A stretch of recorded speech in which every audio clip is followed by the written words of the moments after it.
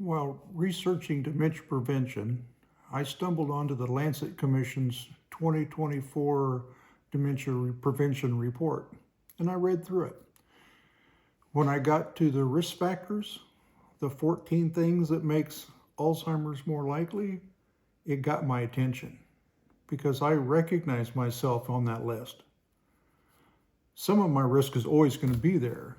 I carry one copy of the APOE4 gene. It's the strongest genetic risk factor known for Alzheimer's disease. I can't modify a gene. I was born with it, it's written. But the Lancet Commission isn't talking about genes. They're talking about 14 things on top of that. 14 things that make me or bring me closer to the edge or could maybe have pushed me back from it. 45% of all dementia cases could be prevented or delayed. I have Alzheimer's, and I've been asking myself, am I part of that 45%? The Lancet Commission is one of the most respected scientific bodies in the world. In 2024, they updated their landmark dementia prevention study. Their finding, there are 14 modifiable risk factors, not genetic, modifiable. Things that, if addressed, could prevent or delay nearly half of all dementia cases worldwide. I want to be clear about what that word means for someone like me. Modifiable doesn't mean guaranteed. I have APOE4. That's not going anywhere. I can't change that. But APOE4 is not a verdict, it's a vulnerability. And vulnerabilities respond to how you treat them. Having one copy of the APOE4 gene increases my chances of developing late onset dementia, meaning in my early 60s, by 2 to 3 times that of a non-carrier. But it's only one factor, and it's the only one that can't be acted upon. The research is increasingly clear that for APOE4 carriers, the modifiable factors on this list may matter more, not less. Because when your genetic baseline is already elevated, every lever you can pull has more weight. 14 factors, 3 stages of life. Here's what I found and what it means. The first risk factor is from early life, under 18. That's your education. The science is clear. More years of formal education forms what researchers call cognitive reserve. It increases your brain's ability to compensate when damage occurs. More education equals more resilience. I have a college degree, and I spent most of my career in a job that required constant learning. Does that help? It might.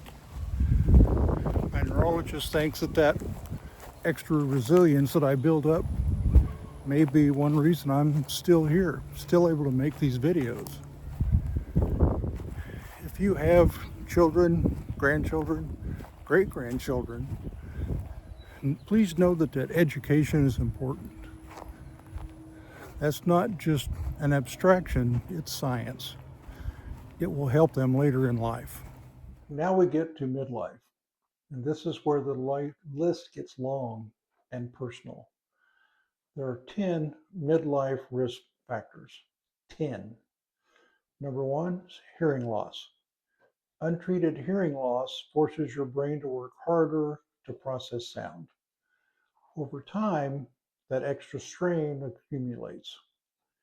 If you have hearing loss and you're not addressing it, this is one of the most modifiable factors on this entire list. Get it checked. And when you get it checked, be an advocate for yourself. The first audiologist I saw diagnosed me with hearing loss, but wouldn't prescribe hearing aids. She gave Christy a list of things to do, like don't talk from the other room, talk to me face to face, talk louder. Number 2, high LDL cholesterol. This one was added in 2024. It's new. And when I saw it, I had to take a pause for a minute because ApoE4, the gene I carry, is the apolipoprotein E4 gene. In its core, a gene that governs how your body processes cholesterol and lipids. The same gene that predisposes me to Alzheimer's is the same biological system that the Lancet Commission just pointed at as a brand new risk factor. That's not a coincidence. High LDL in midlife builds damage slowly, silently, over decades. That sounds familiar. For ApoE4 carriers like myself, the relationship between cholesterol and amyloid deposits in the brain is not a coincidence. I've been battling high LDL cholesterol for over 20 years. It's pretty well controlled with medication, but I still have to wonder if it contributes to my Alzheimer's. If you don't know your LDL number, find out. If you carry the ApoE4 gene and never discussed your LDL with your neurologist, you should have that conversation. Number 3, depression. Depression is not just a mood disorder. It changes brain chemistry and structure over time. Chronic, untreated depression is a significant risk factor. I have recently been diagnosed with depression, but at my age, I'm limited on to how much of an antidepressant I can take. So has it contributed to where I'm at today? I don't know, but it's real. Number 4, traumatic brain injuries. Any significant blow to the head leading to loss of consciousness carries long-term risks. Athletes, veterans, anyone who's had a serious accident, this is your factor. I suspect I've had some injuries in the past, but I was never tested. As you're probably aware, football players have a higher incidence of dementia than the average person, and it's attributed to their repeated head injuries. Number 5, excessive alcohol consumption. The study found that consuming 6 ounces or more of ethanol alcohol per week increases your risk of dementia. There was a Japanese study that said between 1 and 3 ounces per week will actually make your risk less than that of a heavy drinker or someone who practices abstinence. The other part of that is with depression, I have an urge almost daily to go pour myself a wee dram. I have to resist that because I know it's not good for me. Not only does it increase the risk of the dementia getting worse, but alcohol is a depressant, so drinking when you're depressed is just compounding the problem. So be very, very careful of that one. If this is useful to you, if you're watching because someone you love has dementia, or because you're worried about your own brain, please hit subscribe. Every week I come back here, I keep fighting, and I share what I learned.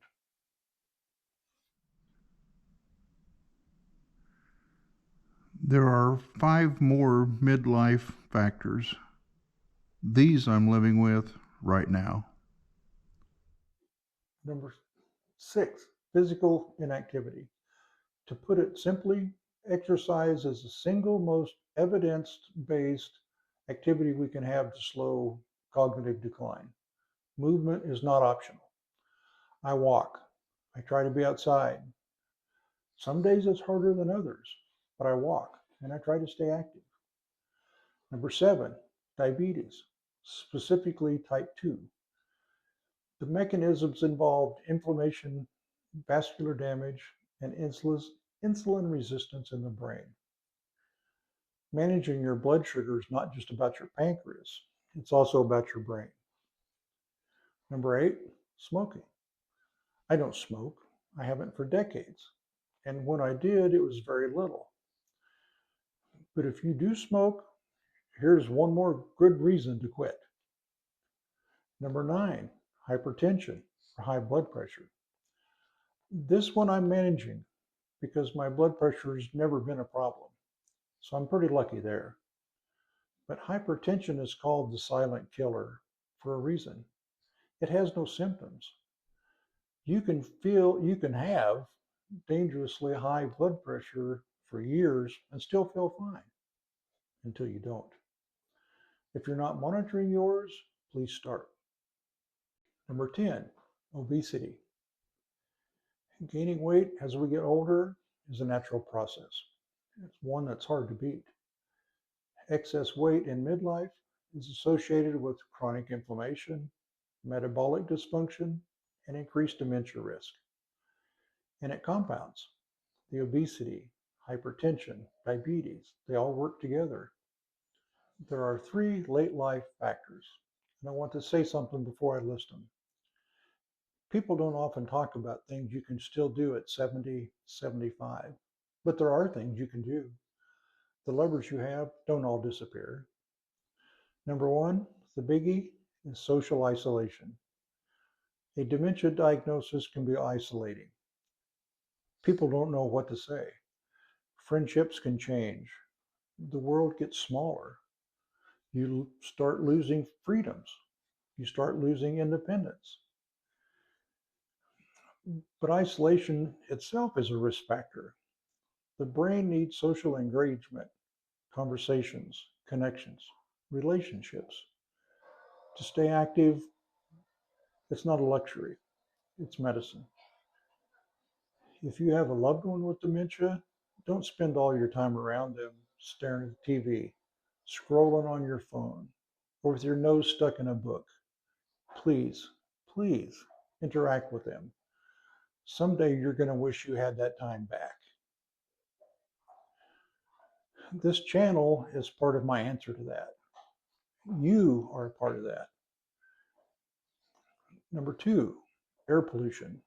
The fine particulate matter, the particles in polluted air, can cross the blood-brain barrier and cause neuroinflammation. This is an environmental factor, not a personal behavior. But if you have control over where you live or work, it'll matter. Third, vision loss. The second new addition for 2024. Untreated vision problems, uncorrected loss, are associated with higher dementia risk.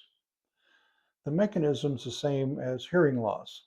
The sensory deprivation forces the brain to work harder, and the strain accumulates. But as with many things, there's often a catch-22. I have cataracts. Medicare won't pay for the surgery until my vision can no longer be corrected to 20/20 with glasses. Is it going to contribute to my Alzheimer's? I can't say. But get your eyes checked. Wear your glasses. And just a hint, keep your glasses in one spot. When you go to bed, put them in the same spot every night. It'll pay off, trust me. So that's the list. 14 factors. One I was born with, some I've had, some I'm still fighting. And I want to be clear about something. The Lancet Commission is not writing about genetics. They're writing about the factors that are layered on top of your genetics baseline, the ones that are still in play.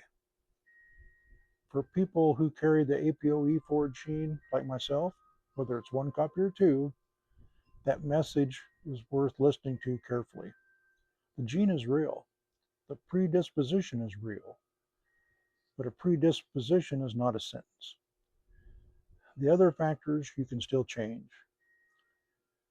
I did not know I carried the APOE4 gene until I was already on this path.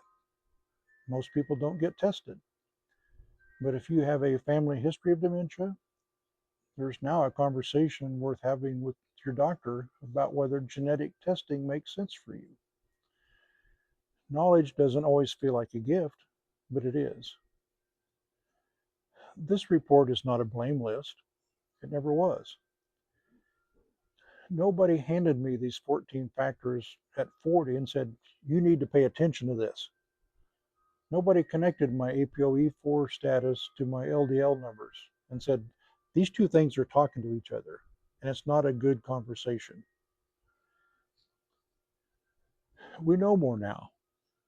That's the point. The science is changing almost daily. The levers are still there, some of them. Maybe not all, but some of them I can still have an effect. But even a slight shift of nods, a delay in a few years, means more mornings, more conversations, more life. I would have wanted those years. I still want those years. If you're watching this and you're worried, good. Let that worry move you forward. Make the appointments. Get the blood work. Take that walk. And if you're watching this because you or someone you love already has a diagnosis, the levers don't all disappear. Some of them are still there. Some will help you delay the inevitable. I'm Greg, and today I'm winning this battle.